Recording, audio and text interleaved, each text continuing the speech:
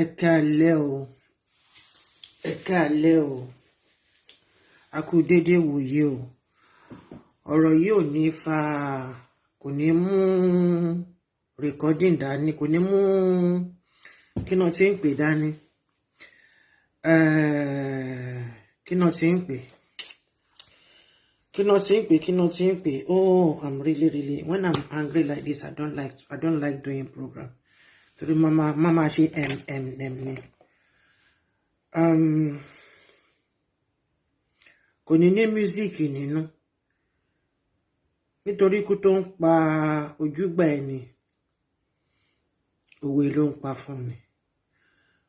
Gbogbo ẹ̀yin dóbò láwìn of Nigeria, gbogbo ẹ̀yin pastor òfò, pastor ìyà, pastor orí burúkú, ẹbọ ibé. Tí rí nǹkan kan o. Ṣé mọ̀ pé nígbà tí mo ní pé nǹkan báyìí lolúwa wípé ẹ̀sìn yìí àgàn bọ ìyá àgàn ti yọ. Ẹni kí Olomoplenty ń sọ. Mi ò sọ pé kẹ́ gbọ́ nǹkan tí mò ń sọ, Ọlọ́run ò ní jẹ́ kẹ́ gbọ́ náà ni tó tẹ́ bá gbọ́, mi ò ní jèrè ọ̀rọ̀ lára yín o. Orí yín ẹlẹ́dàá ìyá yín àti bàbá yín ò ní jẹ́ kẹ́ gbọ́ nǹkan tí mò ń sọ o.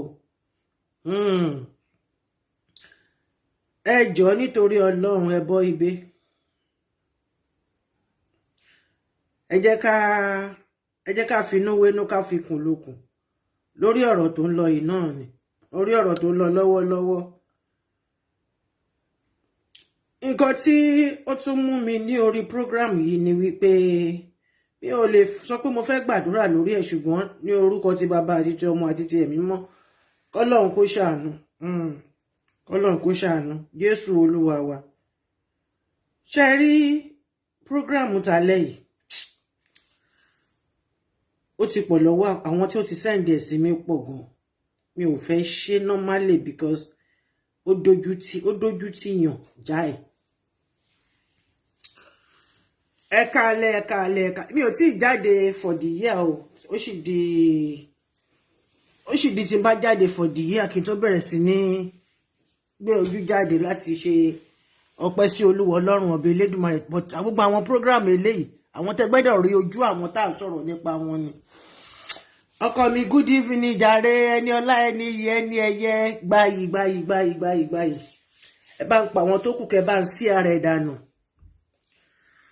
Nítorí tójú bá ń ṣe pin, tí a bá yọ ká fi hàn ojú ò ní mọ̀ pé nǹkan tó ń ṣe bábúlùkúdì ni.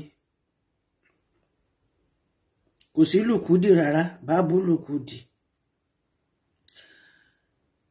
Ṣé rí ohun tó ṣẹlẹ̀ yìí? Mo ti rí fídíò ẹ̀ náà wò, but I really don't get it very well. Mo ti rí fídíò ẹ̀ wò lọ́dọ̀ Gist Lover.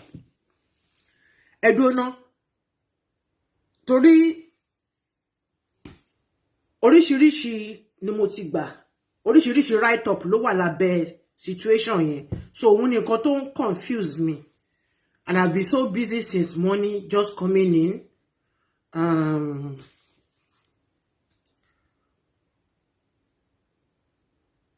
Mo mọ̀ pé woman yìí kò kìí ṣe white garment church, because white garment church ọ̀hún kan náà ń lo orú àwọn fìlà báyìí, àwọn Pentecostal ni. Wọ́n kàn dárúkọ shepherd kìnìkan wọ́n ṣàpò gbogbo ẹ̀ papọ̀. Ṣé mọ̀ pé ọ̀rọ̀ òkèèrè tí ò bá dín á lé mẹ́jọ. Ṣé wá rí bàbá tó gbápẹ̀rẹ̀ sórí yìí? Ara àwọn tó ń ba ìṣẹ̀ṣe jẹ́ ni. Ara àwọn tó ń ba ìṣẹ̀ṣe jẹ́. Ṣùgbọ́n lábẹ́ bó ti wù kó rí,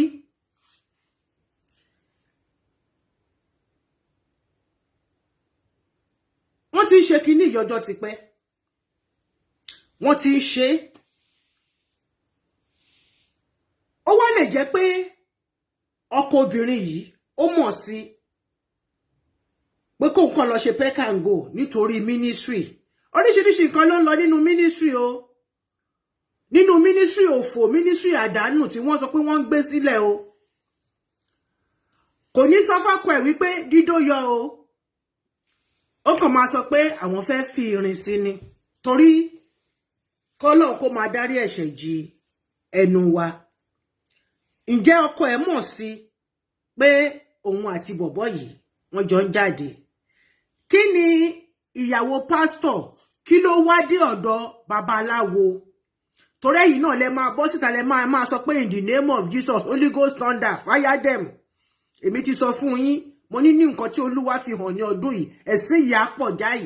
Ṣé rí ẹ̀yin ti denomination mi, gbogbo ẹ̀yin oníkù bẹ̀m̀bẹ̀, ẹ máa rí ikùn ẹlòmíì báyìí tí ìdí máa gba abẹ́ ẹ̀ jáde láì kìí ṣe obìnrin, tí ìdí máa gba ojú ihò ìdọ̀tí ẹ̀ jáde, inú ẹlòmíì máa bẹ́. Gbogbo ẹ̀yin tẹ́ wà ní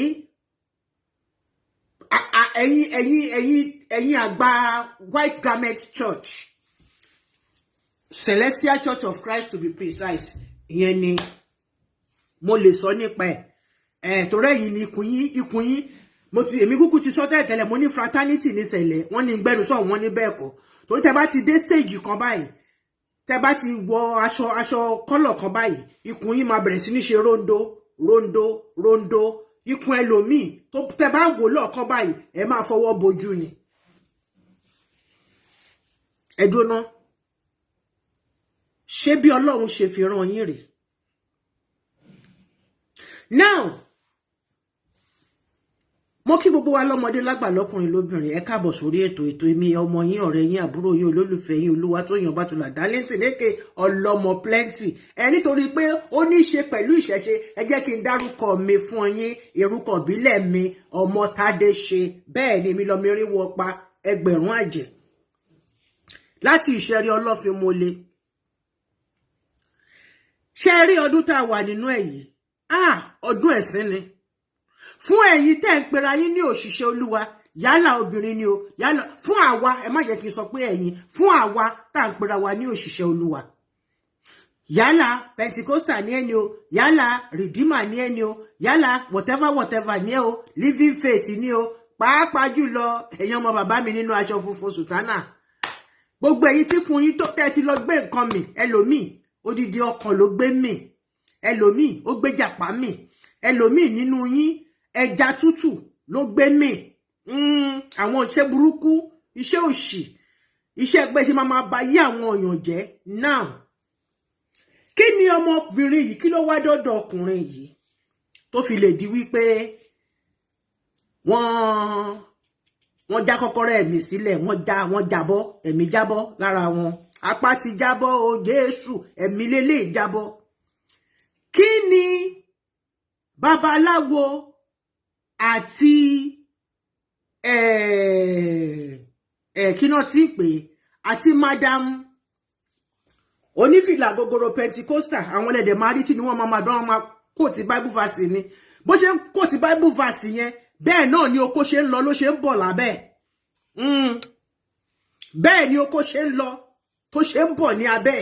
Fàáfo, speed and accuracy. Bẹ́ẹ̀ ni ẹ ṣe rí pẹlẹbẹ yẹn, bí kinní ẹ̀ náà ṣe máa yá sí kinní nìyẹn. Ọ̀rọ̀ tá máa sọ lálẹ́ yìí, ẹ tó bá létí kó bọ́ síbi kó wá gbọ́. Ọ̀rọ̀ pé à ń sọ kinní kan, kò sọ̀rọ̀ sọkúsọ kankan ń bẹ. Báwo ni ìyàwó pásítọ̀ ló ṣe máa lọ kú sí abẹ́ babaláwo? Ṣé rí nǹkan tí ẹ mọ̀ ni wípé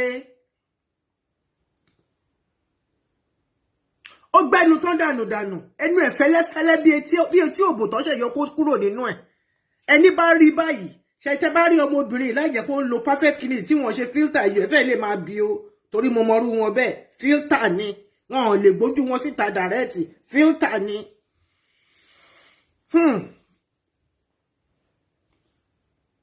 Kí lẹ̀ ń wá kiri? Kí ni nǹkan tí kò sọnù lọ́wọ́ yín tẹ́ ń wá kiri? Ọmọkùnrin yìí ó jọ òun, bẹ́ẹ̀ ni ó jọ òun, ó jọ òun gbé, ó tún ṣe kí ni, ó tún wá jọ òun gbé, àdàbí wá dáa fún. Hey, Regent mi tó shanty. God bless you, God bless you, God bless you, God bless you. Awòràwò.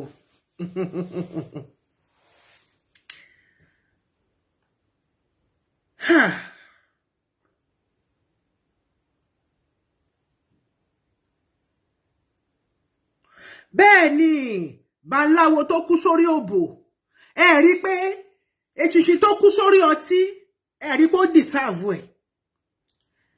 Ìgbà wo náà ti jọ bẹ̀rẹ̀ kinní yìí? Kò lè jẹ́ pé wọ́n ṣe bẹ̀rẹ̀ nísìnyí. Mo sure wípé ọkọ ẹ̀ ti get ẹ̀ wípé ìwọ ọmọbìnrin yìí ó dàbẹ̀ ní pé bàbá tó fi ṣe bàbá sàlẹ̀ yìí something is going on. Ṣé wá rí bàbá bí ọkọ ló ṣe nǹkan sí obìnrin lára ni o, bí àwọn aládùúgbò ni o, torí àwọn gbàrànmídẹlẹ́rù kan wà. Mi ò lè bá gbogbo wọn wí. Ọlọ́run má fọ̀rọ̀ lọ́rọ̀ gbà mí lẹ́nu.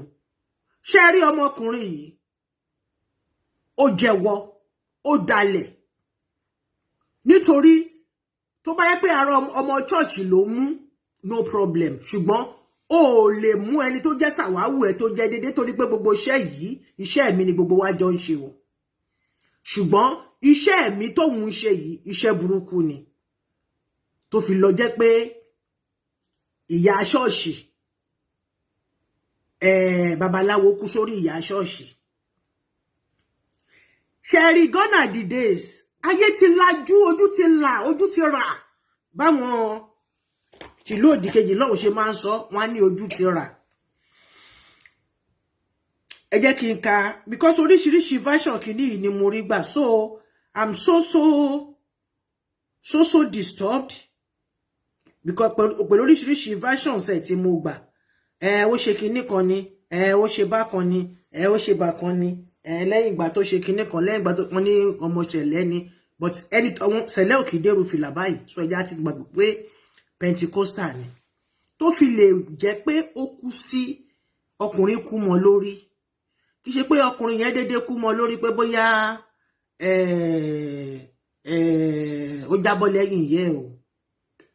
Gone are the days tó máa ní wọ́n ń ṣe Magun lẹ̀pọ̀lẹ̀pọ̀.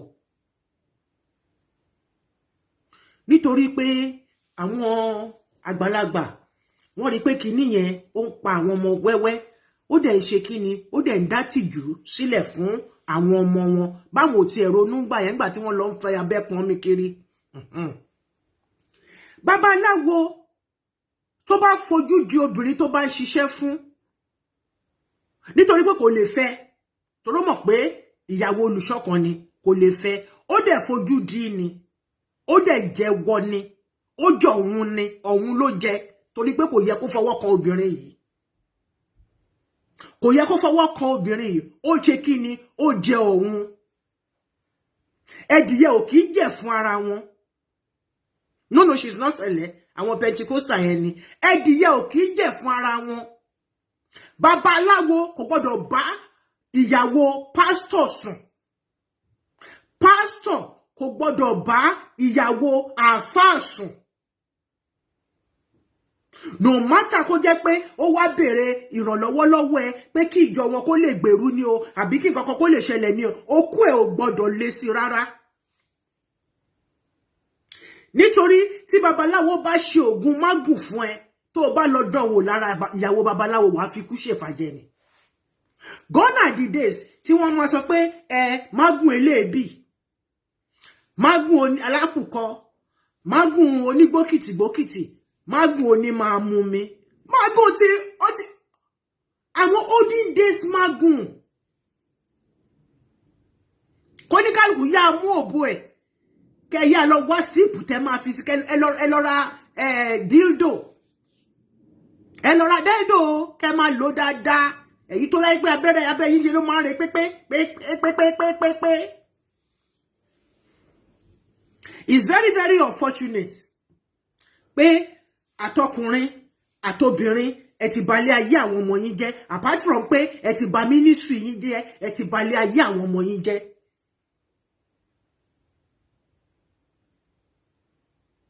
Nítorí díẹ̀ ni mo fi bá tán, kò ṣeé bù dànù. Ṣé rí mágùn tó pa máa yìí, ó lè má jẹ́ pé mágùn náà ló pa o, kó jẹ́ pé ọmọ mi ṣeré burúkú fún ni. Àṣẹ bàbá mi, ìṣẹ̀lẹ̀ àgbàyanu ìṣẹ̀lẹ̀ kàyéfìà. Ọmọkùnrin yìí jẹ òun. Pastor ò gbọ́dọ̀ sọ pé okó ẹ̀ ń re síyàwó babaláwo. Babalawo gbọ́dọ̀ sọ pé okó òun le síyàwó àfáà. Nítorí àwa mẹ́tẹ̀ẹ̀ta yẹn iṣẹ́ mi kan náà lájọ ṣe tọ̀nà tó ní kálukú gbégbá ló yàtọ̀ síra wọn. Èṣìṣì ẹ wá kú sórí ọtí ó deserve ẹ̀. Oríṣiríṣi magun ló wà. Ìsáídà kó jẹ́ wípé heart failure ló ní, tó bá dẹ̀ pé magun ni, ó yẹ ajẹ́ pé magun mádà ló fi sí ló wà lára ọmọbìnrin yẹn. Tí àwọn kan tó ń pè ní mádà àtọ̀ jáde. Ṣùgbọ́n nígbà tó wà lórí ọmọbìnrin yẹn, egungun á máa kàn ní burúkú burúkú.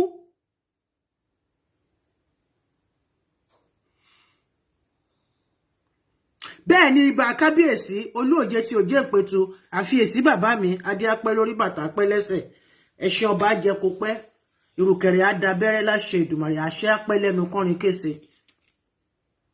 Magun mádà yẹ tó bá yẹ pé magun ló lù ní o, magun mádà ló lù. Magun mádà yẹ kẹ̀dẹ̀ nìyí. Nǹkan tó ń pè ní mádà ni pé kò gbọ́dọ̀ rìlíìsì sí ara obìnrin yẹn. Ẹ wá bá mi sọ. Nígbà tí kò mọ̀ pé magun mádà wà lára ẹ̀, tó bá yẹ pé ńgbà tí ó ṣe kinní yẹn, ilẹ̀lẹ̀ ló dá sí. Kò ní kúkú yẹn. Tó bá jẹ́ pé ó tún wá lo condom. Ó kàn lè stagger because kinní yẹn kò kanra wọn. Omi ara ọmọbìnrin yẹn kò kan tiẹ̀. Tẹ́ bá wá sọ pé torí pé lèyí tí mo sọ yẹn wá jẹ́ pé kẹ́ wá lọ bẹ̀rẹ̀ sí ṣòwò condom. Oríṣiríṣi magun ló wà o. Oríṣiríṣi magun ló wà o. Magun mi 40 days ló máa lò lára ẹ kó tó ṣe ṣiṣẹ́. Magun májorógbó wà. Heo, ọmọọba ni mí, ọmọọba ló ń sọ̀rọ̀. Ṣẹ̀kẹ̀rẹ̀ lọ bá ń jó. Ẹ jẹ́ kí n máa láyé yín tó fún ẹ̀yin wèrè tẹ́ ẹ mọ̀ mí dáadáa. Tọ́rọ̀ mi ò lè ẹ́fà yé yín láéláé. Magun májorógbó wà. Magun májòbí wà. Magun májẹ ẹ̀fọ́. Sátẹ́nì ẹ̀fọ́ ó wà. Magun májọbẹ̀ ẹ̀yọ̀ wà. Ó dìpẹ́ lórí tó tẹ́lẹ̀dá ẹ bá rọ̀ mọ́ nínú ẹ̀ kó tó fò tọ́lẹ̀ kó tó kú dànù. Ṣé rí magun tó lọ lù ara ọmọbìnrin yìí? Magun má dà ní gbogbo ṣọ ẹ̀ báyìí ló ń lé ńgbà tó wà lórí ẹ̀.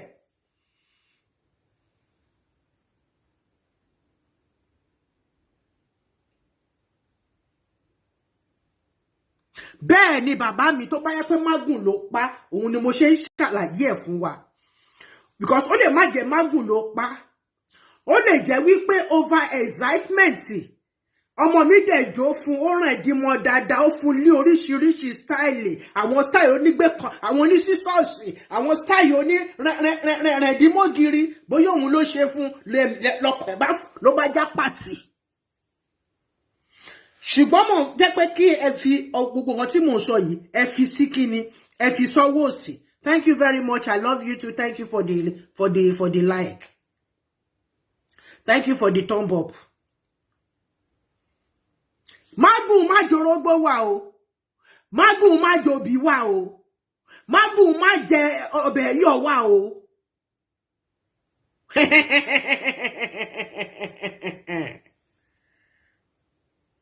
Ṣé mọ̀ pé irú àwọn magun bẹ́yẹn kò ní ṣiṣẹ́ ní ẹsẹ̀kẹsẹ̀. Àwọn yẹn náà pè ní magun pa díẹ̀díẹ̀.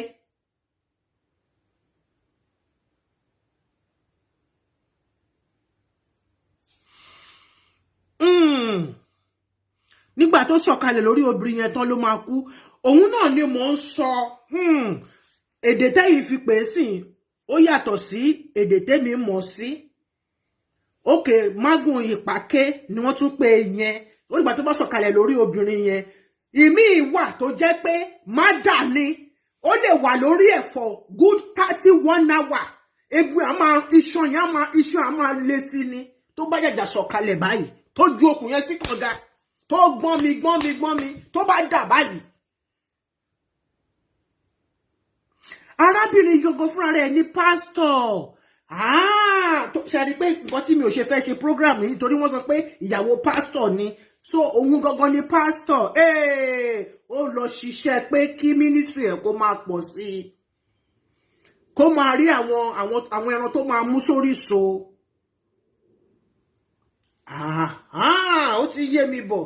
Daddy mi ṣe mọ̀ pé eré àdúgbò yẹn ni ẹ̀yin ń gbé. God bless you, sir.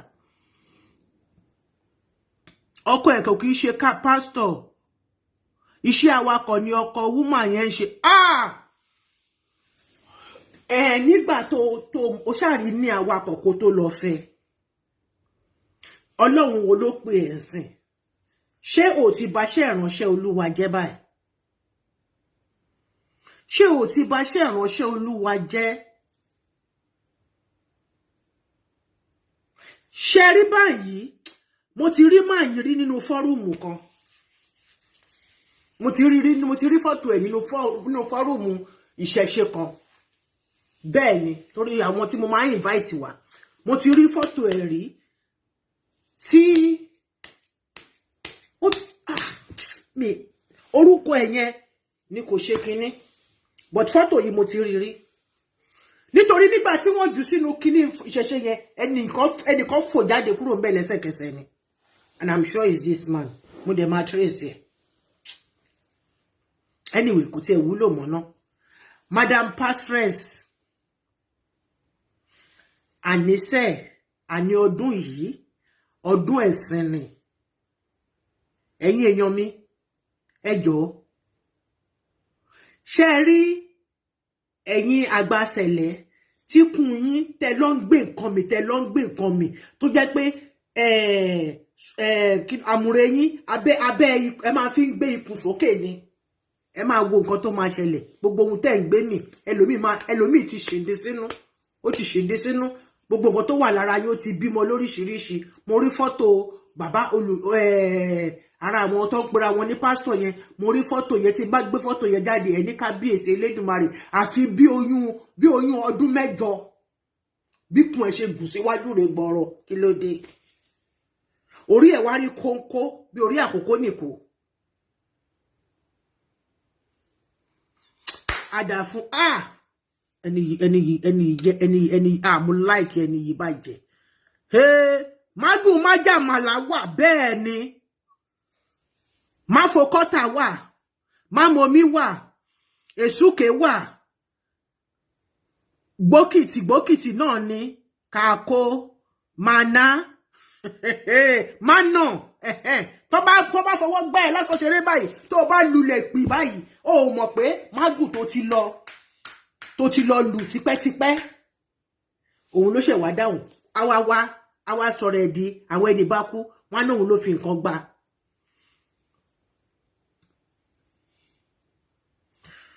Má jẹ́ kí ilẹ̀ tún jẹ́ kí n wò láti bí báyìí. Má jẹ́ kí ilẹ̀ kọ sí ìwà. Má jọ gẹ̀dẹ̀. Má wọ ṣòkòtò kí ló máa wọ̀ jàre ìyá mi. A máa sán bàǹtẹ̀ yẹn náà kù. Mo like àwọn tèmi ló wà bí báyìí. Àwọn ọmọ bàbá mi, àwọn tó gbọ́ Yorùbá kú dànù.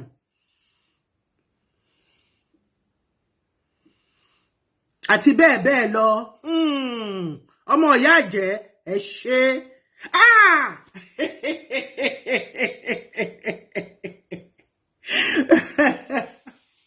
Ọmọ ìyá àjẹ́ yẹ́rọ́kọ́ mi kẹ̀nẹ́ ẹ̀sọ́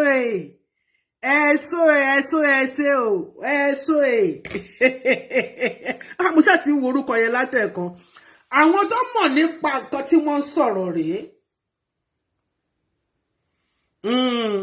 Ọmọ ìyá àjẹ́ láti Kẹ́nẹ́ of Uren Temple. Ọmọ ìyá àjẹ́ special. God bless you. Ẹ wá òrìṣà. Ẹ jẹ́ gbogbo àwọn obìnrin ẹ jẹ́ ká tiẹ̀ máa fún abẹ́ wa yìí lọ́wọ́. Ṣé ẹ dúró ná? Ṣé ẹlòmíì ò kí rí wípé kò dá pé kó jẹ́ pé ara ẹ èèyàn méjì mẹ́ta ló máa rí papọ̀ at the same time? How will you feel tó dẹ̀ tún wá péré ẹ ní òjíṣẹ́ Olúwa?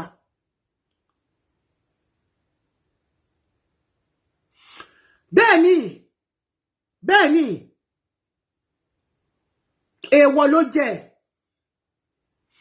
èmi náà ní jẹ́wọ́ o èmi náà ní jẹ́wọ́ o èmi náà ní jẹ́wọ́ o oníṣẹ́jú yóò ní jẹ́ bá wọn jẹ mẹ́ra jòrùwọ̀ láyé mo wá ẹ jẹ́ ká èmi ni mo dáa tó báyìí ikú ló fi ọba ń kí ọba ń kọ́ba ìyá mi ogbó àtọ́ yín o ogbó àtọ́ yín ẹ̀yin olóko mi nìyẹn ébà mi ò dóyin lásán ẹgbódìdí ọmọ lára mi o ọlọ́wọ́n bá mi wò á bá mi dá sí fún yín ṣùgbọ́n owó kìíní yẹn a máa san lọ ni mò ń bọ̀ àbá yín ní kẹ́ndẹ́ in few weeks time ẹ máa rí mi ládùúgbò yín ẹ máa gbàlejò mi láṣẹ Ìdùmarè tí n bá dẹ̀ wá ẹ ṣá fi owó yẹn ránṣẹ́ bẹ́ẹ̀ ṣe máa ń fi ránṣẹ́ àbí o ọmọ fi wúrẹ̀ fọṣọ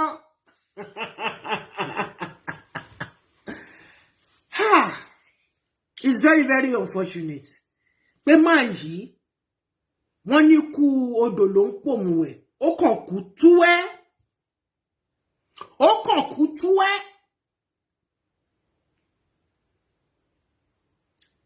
ikú odò ló pòmùwẹ̀ ohun tó mọ̀ jẹ ló gbé lọ sọ́run Magun pọ̀ oríṣiríṣi o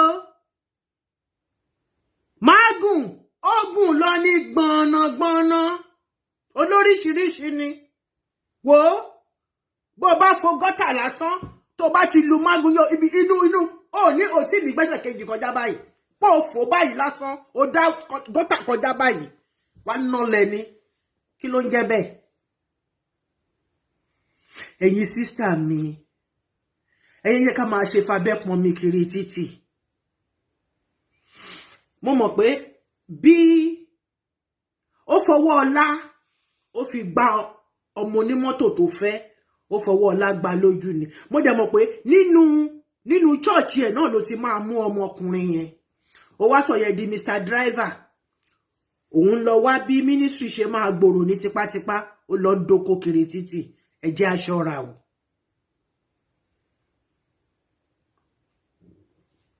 bàbá nífàyí àbí bàbá mi ìfẹ́ sọ torí fìlà tó dé sórí yẹn mi ìfẹ́ là mọ́lẹ̀ ọmọ ìyá àjẹ́ àbí kílẹ̀ rò sí ọ̀rọ̀ tí mò ń sọ yẹn mo ní ẹni yìí mo ní mo pa pàdé nínú kinní torí gbà tí wọ́n gbé kinní síbẹ̀ tẹ́ ẹ gbé ẹ̀yin náà lẹ́tẹ̀ gbé kinní síbẹ̀ ẹni yẹn jápa ní lẹ́sẹ̀kẹsẹ̀ ẹ wo kú ọ̀fẹ́ tí máa yìí kú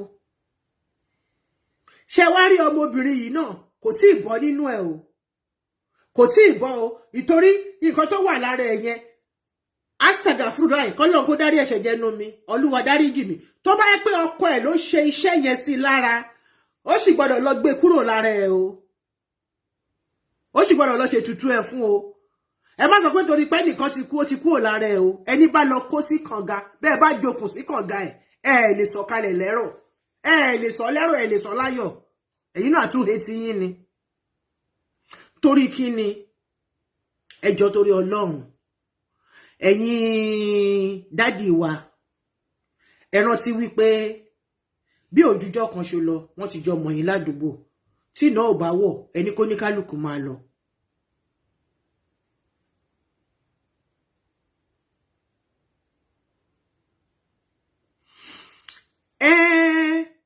ó lè ní antidote ẹ̀ lọ́wọ́ ó dẹ̀ kúkú gífà like ọ̀gbẹ̀rì bá mi kò ronú ẹ̀ lọ síbẹ̀ torí wọ́n ti jọ ń ṣe tipẹ́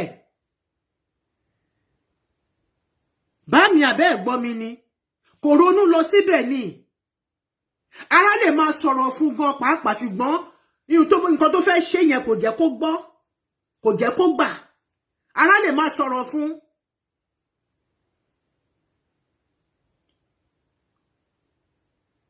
àní kó sí páńpẹ́ ayé o àní fọwọ́ wa rìn lọ sínú ọgbà bíi tẹlẹ́dẹ̀ this man is unfortunate and is a disgrace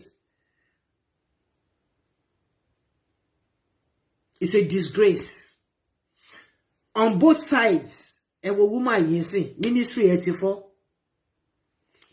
ẹ ti fọ́ àwọn ọmọ àforíko ọkọ ìyàwó gan náà àforíkò torí kínkín ni mo bẹ́ẹ̀ tán kò ṣáà ní kò lè ṣe yọ kúrò nínú ẹ̀. Ṣé wá rí gbogbo ẹ̀yin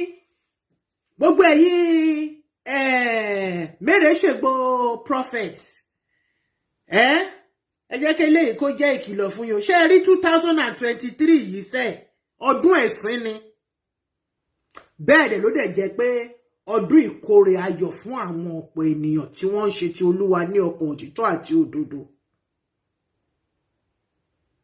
Torí gbà tó ti lọ́kọ́lé èmi mọ̀ tó lọ fọbẹ́ pọn mi kiri títì sí kì í dẹ̀ ṣe pé wọ́n ṣe jọ ń ṣe wọ́n ṣe jọ ṣe ó ti mú wọn lára ó ti wọ̀ wọn lára nígbà tó ti ń ṣe nínú ilé táwọn ará àdúgbò ti fura lọ́ ṣe wá lọ gbé lọ sọ́nà hòtẹ́ẹ̀lì.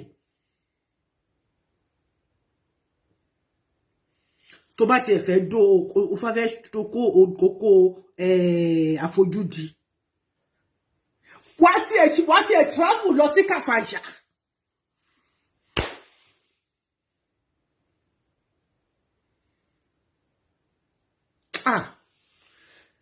Gbogbo Magun kan náà wá sókè náà wá sílẹ̀ o.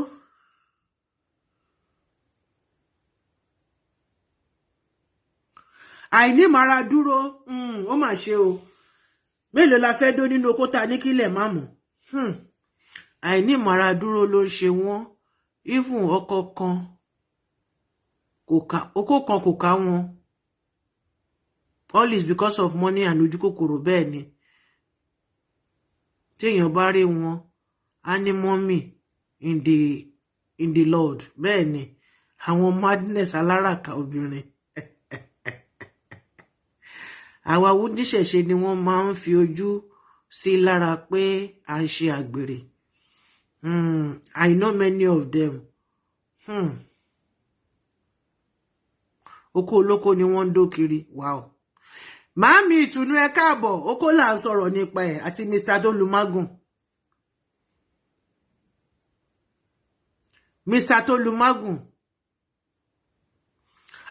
Ó lè jẹ́ pé dọ́gí ọmọ mi náà ló bá tẹ́ gbogbo ẹ̀bà ló bá tẹ́ gbogbo bàdí yẹn lọ rẹ́rẹ́rẹ́rẹ́rẹ́ ní bàbá náà ló gbá sí àfi bí ó ṣe sọ̀kalẹ̀ láyọ̀. Let's be jokes apart. Magun ọ̀ràn kọ́ndọ̀mù o. Magun àbí kọ́ndọ̀mù ò dẹ̀ràn Magun ní vice versa. Bó bá lu Magun ọ̀run re ní o lo kọ́ndọ̀mù bá lo 10 papọ̀. Magun ó dẹ̀ oríṣiríṣiríṣiríṣi. Gọ́nà dìde sí wọn ṣe onílẹ̀pọ̀lẹ̀pọ̀ mọ́ ẹ bá lẹ̀pọ̀ ìtìjú ni fáwọn ọmọ ìtìjú ni fúnyàwó oní alákùkọ kúkúrú kú ìtìjú náà ni ṣùgbọ́n nísìnyí àwọn ọmọ dá Magun ní tí wọ́n ti ẹ̀ ní mọ́bí tó ti fara kó.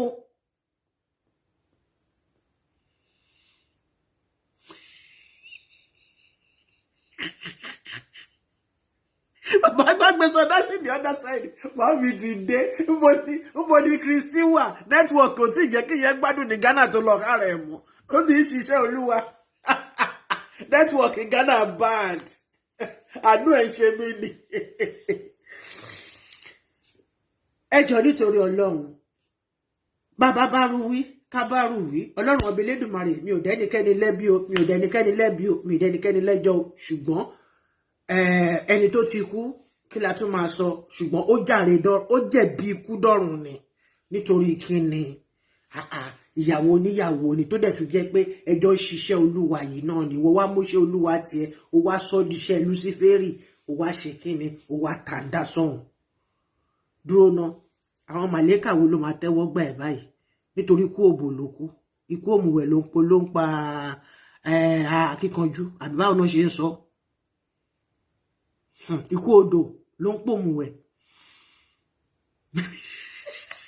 Turkey style.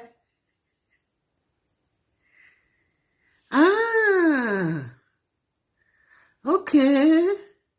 Bẹ́ẹ̀ ni, because doggy style máa ń ba ògùn jẹ́ lára. Màá yà sọ fún bọ̀bọ̀ mi kó má ṣe doggy style kó má bògùn tó wà lára mi jẹ́ o. Àwọn màmí nìyẹn wọ́n ní doggy style wọ́n ló bògùn jẹ́ ọmọ mi ti ràn dín fún tó gbá sí látẹ̀yìn báyìí gbogbo ohun tó wà lára ẹ̀ dànù ní wẹ̀rẹ̀rẹ̀rẹ̀.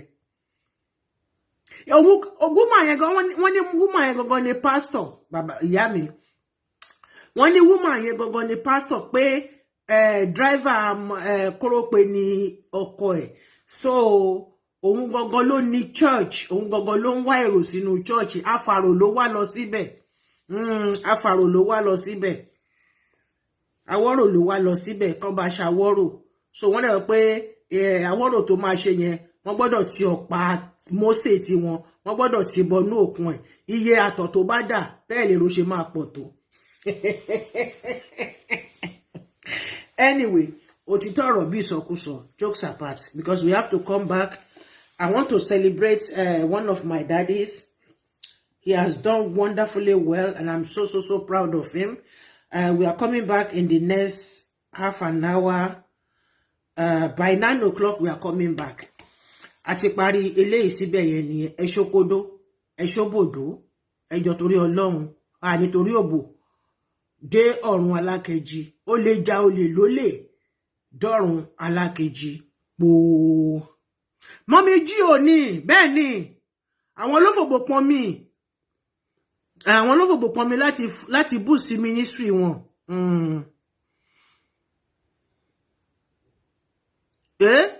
No more lepo. What happened in your area last yeah, where is comment in here? Yeah,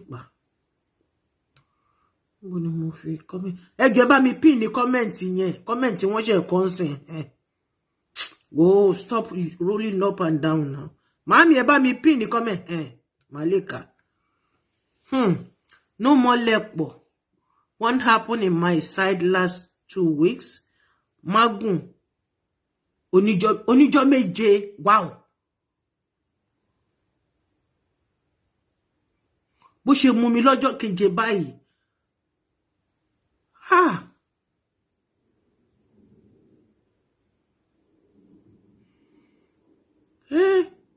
Ó bẹ̀rẹ̀ sí ní kakọ ni ọpẹ́lọpẹ́ àpòró ìbákú dànù ṣé gbọ́. Wọ́n ní Magun kan tún wà tó tún jẹ́ olómi ọjọ́ méje. Magun oníjọ́ méje. Ọ̀rọ̀ burúkú pẹ̀lú laughter.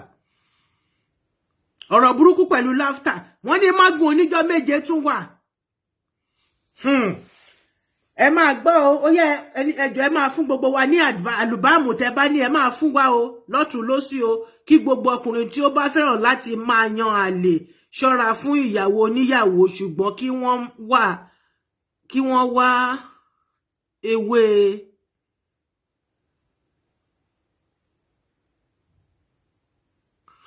bàbá mi ẹ má fi yẹn sí bí bàbá ẹ ti fún wọn láńtídòtì tó bá bẹ̀rẹ̀ sí ní mẹ́lẹ̀ yìí iye ò ní pé kọ́ máa kú o. Ìṣọ́ra ní oògùn àgbà àlàáfíà bàbá mi.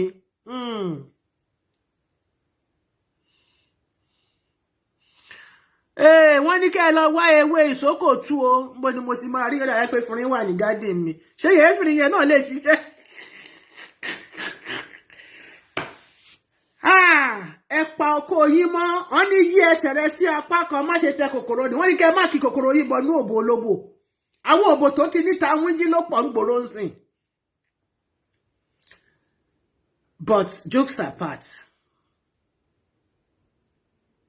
woman yìí ó fi ọwọ́ ọlá gbá ọkọ ẹ̀ lójú nítorí kíni nítorí she's a minister my foot. Ta ló pè é níbo náà ti pè é báwo ló ṣe gbaṣẹ́ ìránṣẹ́ ọmọ ọdún mélòó ni àbó nǹkan là ń wò yìí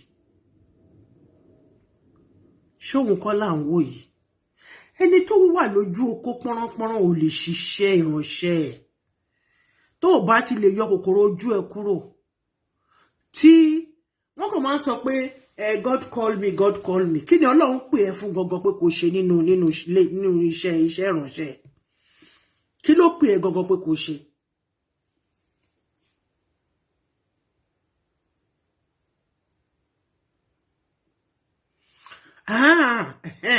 wọ́n ní tó bá lo oògùn wọ́ sókè pé dọ́gí ló máa bàjẹ́. Àwọn àgbà nínú iṣẹ́ yìí ni wọ́n sọ̀rọ̀ yìí o. Ẹ má lọ ṣe dọ́gí o. Ẹ lè ṣe sísọ́ọ̀sì ṣá. Wọ́n ní ẹ má ṣe dọ́gí. Ṣùgbọ́n ẹ lè ṣe sísọ́ọ̀sì. Ẹ dẹ̀ lè ṣe kí ni? Jókòó léṣù. Àbí kẹ́ ṣe kí ni? Gbá sí. Ọmọ kó yá lọ jápa. Dọwọ́ mi bàbá ẹ máa ṣeré fún ẹ.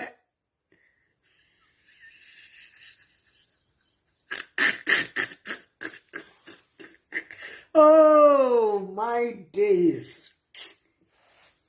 Honestly, it's very sad. It's very sad. It's very sad. We all need to be very, very careful.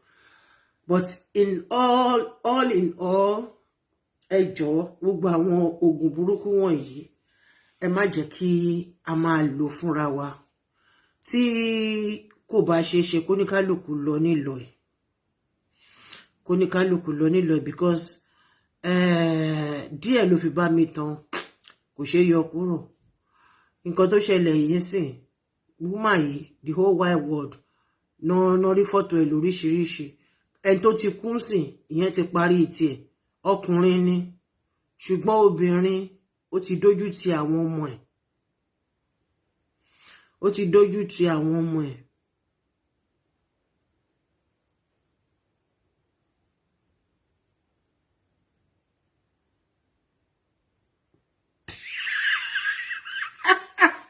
Ìyá Ìjẹ̀bú tún pòwe ńlá fún mi bí báyìí o. Wọ́n lè ṣiṣi kìkì kú sórí ọtí. Iye tí tó bá yóò bá lọ sórí ọtí gbóná. Ọtí tútù lè ṣiṣi máa jókòó ló máa mú.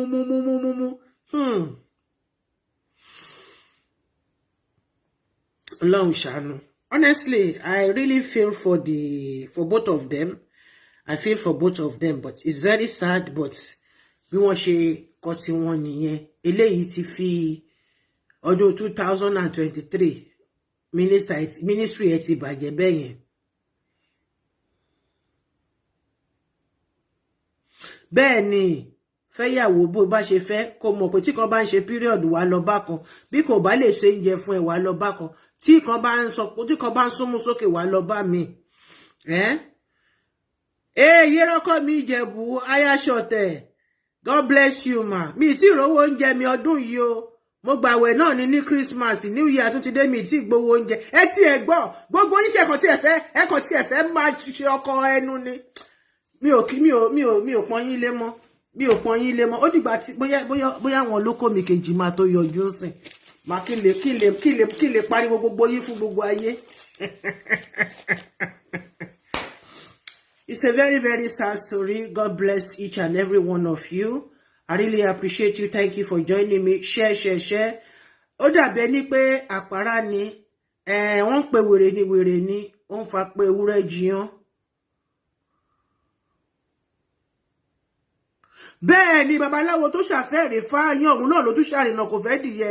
Ẹ̀rí mi pa ìyá mi Sekinat. Happy New Year, my sweetheart. God bless you. Ẹjọ́ gbogbo kíní tẹ́ rà fún mi mọ̀ bí mo ṣe máa rí o. Àwọn stars tí gbogbo yín tẹ́ rà fún mi mọ̀ bí mo ṣe máa rí zero náà ló ṣe rí di o. Ẹ kọ́ mi o. Ọlọ́run ẹ bá mi tò síbẹ̀. Màá mi ìtùnú. Ẹ lọ wá bẹ́ ṣe máa tó admin yín o. Ẹ lọ wá bẹ́ ṣe máa ṣe tán fi máa rí pàtì. Àwa náà ti ní star wa ò rí di zero. Torí mi mọ̀ bí mo ṣe máa download star tí wọ́n sọ pé wọ́n kọ́ fún wa gbogbo yìí tí gbogbo yìí ti rà lọ́tún lọ́sì. I really appreciate you. Mo wá rí pé ẹ fowó rà ni. Ẹ ṣé o, àpò yín ò ní gbé abudi tó kún abudi tó sá o. I really appreciate you. Oh, God bless you. Ẹni náà kan tán kẹ́ tó rí kan lórúkọ Jésù Kristi. Bẹ́ẹ̀ ṣe ra ìràwọ̀ fún mi, ìràwọ̀ yín á tàn jù bẹ́ẹ̀ lọ. Ní orúkọ ti bàbá àti ti ọmọ àti ti ẹ̀mí mọ́. Ẹni gbọ́mọ sí wa ní kágóńgó ṣọdún. Bá a ṣe bẹ̀rẹ̀ ọdún yìí ayọ̀ la fi parí ayọ̀ náà. Ayọ̀ la fi bẹ̀rẹ̀ ayọ̀ náà la fi máa parí ẹ̀. Tọdún tó kọjá ayọ̀ la fi parí ẹ̀. Àdúpẹ́ lọ́dọ̀ Ọlọ́run ẹbí Lédùmarè. Please join my millionaire club. Olomoplenty's millionaire club. Fúnra rẹ̀ ló máa fọwọ́ rẹ̀ tún wà rẹ̀ ṣe. Àti bẹ̀rẹ̀ already. Àwọn tó ti ní kóló tó ti ní bank savings kóló tí wọ́n ti ní. So ẹni tí ò bá tí ní báǹkì tiẹ̀ kẹ́ lọ ra báǹkì tí money bank yín ẹ lọ ra money bank yín kẹ́ bẹ̀rẹ̀ sí ní fi owó sí. Ó di 2000 and end of 2023 December 31st la máa já. Ẹni tí owó ẹ̀ ò bá wọ 1 million máa yọ yín kúrò nínú club yẹn. Ẹni tí owó ẹ̀ ò bá wọ 1 million a máa yọ kúrò nínú club yẹn, kò ní bá wa, kò ní sí, because it is a millionaires club. Olomoplenty Millionaires Club. Join the forum. Get your ibi tẹ́ máa kówó yín sí. Ọ̀rọ̀ pé à ń raṣọ aṣọ ẹbí, ọ̀rọ̀ ó bá ti di anything owó aṣọ ẹbí ẹ lọ kó sínú ẹ̀. Tó bá di anything pé ẹ lọ sí party lọ́nà tó jìn, ẹ fowó ránṣẹ́ sẹ́ni tó ń ṣe party. Tó bá dìgbà tí yín náà tẹ́yin náà bá fẹ́ ṣe party yín, ẹ rọra ṣe ní lẹ́gbẹ́ kẹ́kẹ́jẹ́bú, ẹ má máa ṣọ olówó rẹpẹtẹ. Ìpákọ́ lèèyàn fi ṣe gbogbo kinní yìí, àti máa lọ raṣọ ẹbí, aṣọ ẹbí gbogbo lẹ́kọ̀ọ́rùn ni. Just look for Olomoplenty Millionaires Club. Send the request. I will bring you in. Normally it's for 20 people, but I won't come what you want to nínú bẹ̀yẹn tí mi ò wọ́n comment wọ́n ṣe kankan. I'm going to remove them and leave everything open for other people to come in. Millionaires Club, Olomoplenty Millionaires Club. Ẹ join ibẹ̀. Mo ní club kan tẹ́lẹ̀ nítorí pé ọ̀rọ̀ pé kán máa raṣọ lójoojúmọ́ yìí ni mo ṣe kí ni mo ṣe party. It is called Royal Light Club. Royal Light Club. Club yẹn already wà registered tó jẹ́ pé bẹ́ẹ̀ ni orí Facebook ni. Tó jẹ́ pé àti register ta ṣe opening ta ṣe gbogbo ẹ̀. Mo láti cut ẹ̀ off nígbà tó di pé èní party ọ̀la party mo ní mo fẹ́ wá sí Nàìjíríà ní yíyá yẹn lọ́hùn. Wọ́n lọ ń gbé bíìlì almost 800,000 tí máa fi host àwọn members wa. Mo ní this is not what the club is about. Mo ní afẹ́ ṣe ń jẹ ìkan nínú wa ní restaurant, a ní ká lọ lo restaurant yẹn. Wọ́n ní no, àwọn ká má lo restaurant yẹn. Ìkan nínú wa ní restaurant ká lọ jẹun níbẹ̀. Ká ra ń jẹ nínú restaurant bẹ̀. Wọ́n ní no, wọ́n ní eatery làwọn fẹ́. Wọ́n lọ ń choose eatery fún mi ní kí náà ti ń pè ní Ìkẹjà, very kini posh area báyìí. Mo ní ìlú òyìnbó lèmi ti wà, mo ń ṣiṣẹ́ kí n tó rówó ni. Nǹkan tí club yìí wà fún kọ́ nìyẹn, pé ká máa ṣe ká dẹ̀ gbélé àwọn ọmọ wa lọ́wọ́ ni. The name of the club in the forum is Olomoplenty Millionaires Club. Ẹ search ẹ, mo open ẹ, èyàn ò lè mọ àwọn tó wà ńbẹ̀, but tẹ́ bá search ẹ lè rí. Tẹ́ bá ti send the request, màá mú yín sínú ẹ̀. Ẹni tí owó ò bá ti wọ 1 million by the 31st of this year, bó bá kù 10 naira kó pé 1 million, you are disqualified.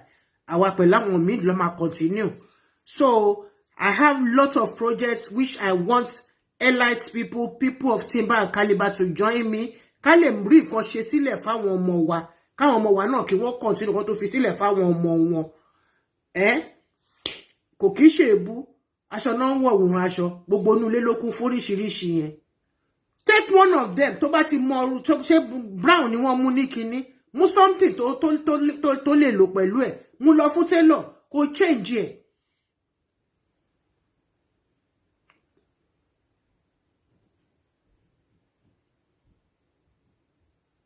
Bẹ́ẹ̀ni pastor yẹn ti mọ̀ pé ìyàwó òun pẹ̀lú ẹ̀ ó ti ju helper lọ, wọ́n helper dé sálẹ̀ ni. Nǹkan tó fà nìyẹn kábíyèsí bàbá mi, ẹ ṣé sà.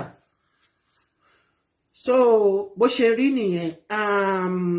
Join the Millionaires Club. You will not regret it. In there, we don't discuss anything. You don't post any rubbish there than how we are going to be a successful millionaire by 2023, 31st December. Ẹni tó wẹ̀ bá kù 100 naira lásán, ó fi pé 1 million. Ṣé wọ́n pé ẹ lè máa lọ kà bẹ́ẹ̀ ṣe ń jù síbẹ̀. So the best thing ni pé kẹ́jẹ́ kówó yẹn kó ju 1 million lọ. Èmi mọ iye tẹ́bi tí mo ti fi sínú tọ̀dọ̀ mi o. Ẹ má ṣí tọ̀dọ̀ mi mọ́ bí ti tọ̀dọ̀ yín o. Ṣé mọ̀ pé èmi lè exceed ẹ̀ torí foreign lè mi fi sí ń bì báyìí. So but the more tẹ́ bá fowó síbẹ̀, ẹ máa invest owó yẹn. a máa make sure pé owó yẹn ẹ máa fi ṣe project kan ni kí pé ó máa gbà ó máa lọ waste ẹ dànù ó máa lọ ra góòlù ó máa lọ ra pẹ́kẹ́lẹ́ mẹ́sì ẹ máa ra bàtà ẹ máa ra aṣọ ẹ máa ṣe owó yẹn you are going to invest it nǹkan tẹ́ dẹ̀ fẹ́ invest sórí ẹ̀ gbogbo àwọn tá a jọ wà nínú club yẹn la máa mọ̀ nípa ẹ̀ tá a máa ṣe kí tá a máa gbàdúrà lé lórí tá a bá wá rí ẹni tó wá ní difficulty láti jẹ́ pé wọ́n máa fi nǹkan sínú piggy ẹ̀ ní every week ẹ jọ̀ọ́ ẹ sọ̀rọ̀ jáde síta we are family a máa wà pẹ̀lú yín nínú àdúrà ni nobody is going to borrow anybody money borrow ara wa lówó ẹ jọ̀ọ́ tọ́rọ̀ bá ti di ọ̀rọ̀ olókódé ẹ jọ̀ọ́ àwa tá bá jóbìnrin nínú forum yẹn mi ò fẹ́ pé anybody máa sọ pé ẹ fẹ́ máa befriend ara yín níbẹ̀. God bless you. So join me back in less than about by let's say by 10 o'clock. Yeah, because I need to relax my muscle a little bit. By 10 o'clock, I'm coming back to celebrate a wonderful father that really surprised me in Celestial Church of Christ. He retired at the age of 70 plus. Wọ́n fẹ́ máa tí gbọ́ngbọ́n kiri. Bàbá yẹn retired ó bloody full wọn dànù ni. Àwọn ọ̀rọ̀ àwọn èèyàn tí máa fẹ́ emulate nìyẹn. Àwọn èèyàn tí máa fẹ́ kó máa wà nítòsí ọ̀dọ̀ mi nìyẹn. Yes, that is it. God bless you. I really appreciate you. Ẹ jọ̀ọ́ ẹ jẹ́ ká fi kọ́kọ́rọ́ sínú abẹ́ wa. Ẹ̀yin sister mi, iṣẹ́ ìránṣẹ́ obìnrin ó dangerous. Ìbá ìjẹ́ṣe níṣẹ̀ṣe yìí náà ni. Iṣẹ́ ìyá mi ọmọ ìyá àjẹ́ àbí kí lẹ sọ pé mo sọ. Iṣẹ́ ìránṣẹ́ obìnrin ó wà very very vulnerable. Wọ́n máa fi okó lé ẹ kiri títì ni. Àwọn ẹ̀mí yẹn máa tare àwọn ọkùnrin sí ẹ tó máa fẹ́ baṣẹ́ ìránṣẹ́ ẹ jẹ́. Ìbá ìjọ níṣẹ̀ṣe ni ẹ. Ìbá jẹ́ àfà mo ní àfà lóbìnrin. Mo ní obìnrin ọ̀rẹ́ tó jẹ́ pé àfà ni. Bí message tí mo gbé jáde. It's not compulsory that you must go to mosque. Bí ó ṣe wà compulsory we must go to church every the whole 5 days a week. Olùṣọ́ yín tẹ́ lọ bá ní church yẹn. Ṣé o pọ̀ pẹ̀lú àwọn family tí ẹni wọ́n jọ ń wà. You need to think about it. Ẹ̀yin fi lé yín sílẹ̀ ojoojúmọ́ náà máa yanṣẹ́ fún yín. Let me tell you something. Spiritual messages never finishes. It will never finish. Nítorí bẹ́ẹ̀ ni ṣe rí ọ̀la ò rí bẹ́ẹ̀ ló mú babaláwo dífá ọrọ̀run. As long as tó bá ti sùn tó bá ti jí, you are in another realm. Message gbọ́dọ̀ jáde ni. Message máa jáde ni. Àfi tí ó bá sí omi àti ẹ̀jẹ̀ ní ara ẹ ni message ò ní jáde. I'm waiting for the Lord to give me utterance. Tí màá lè máa, you know, lásìkò bá tó, a máa gba message ìkan méjì, ìkan mo máa restrict ara mi gan láti máa sọ pé lágbájá báyìí nǹkan báyìí because me like pé kí máa fúnyàn ní open message ó dangerous or táyàn lè wà lórí kíní but I will inbox you. Ìyẹn tí mo bá mọ̀ yín, mo lè inbox yín. Àbí kí n kàn describe yín pẹ̀lú DP yín. Ìyẹn tásìkò bá tó, àsìkò tí tó sìn, àsìkò tó sìn ni pé ti general òun la ṣe fún mi. Mi ì gbọ́dọ̀ kọjá àyè mi. Mi ì gbọ́dọ̀ kọjá àyè mi. Ẹ worú eléyìí ńsìn. Níbi tó ti wá nǹkan tí ò sọnù kiri, òun ló ti lọ pa ẹni ẹlẹ́ni dànù yẹn.